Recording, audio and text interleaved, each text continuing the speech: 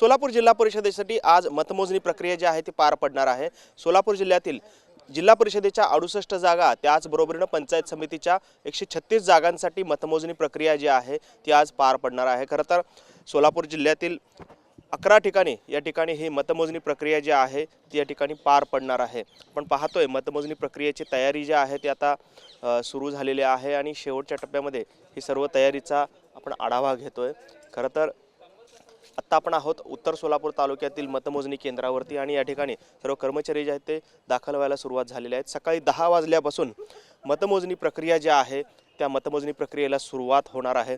आपण पाहिलं खरं तर सोलापूर जिल्हा परिषदेच्या 68 जागांसाठी सर्वाधिक भाजपने 59 जागांवरती आपले उमेदवार दिलेले आहेत।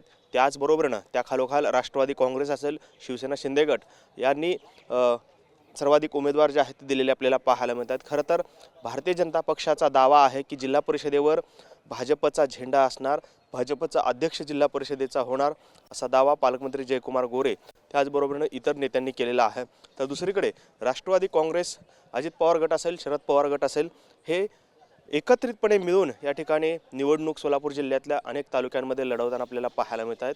त्यामुळे अजितदादांना मत द्या, अजितदादांच्या नावाने मत द्या, अजितदादांना खरी श्रद्धांजली ही मतांच्या माध्यमातून द्या असं भावनिक आवाहन जे आहे त्या ठिकाणी राष्ट्रवादी काँग्रेसच्या नेत्यांनी केलेलं आपल्याला पाहायला मिळालं होतं।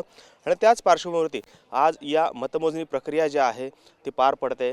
या मतमोजणी प्रक्रियेला 10 वाजता सुरुवात होणार असून 2 वाजेपर्यंत सर्व निकाल जे आहेत ते स्पष्ट होतील।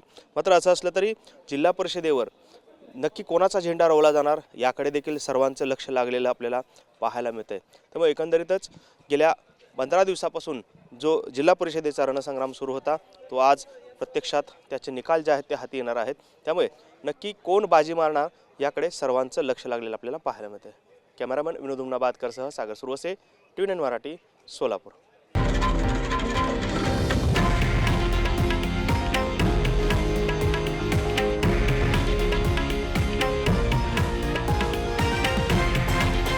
हे आहे देशातील नंबर 1 न्यूज नेटवर्क आणि आपण पाहत आहात TV9 मराठी, एकमेव।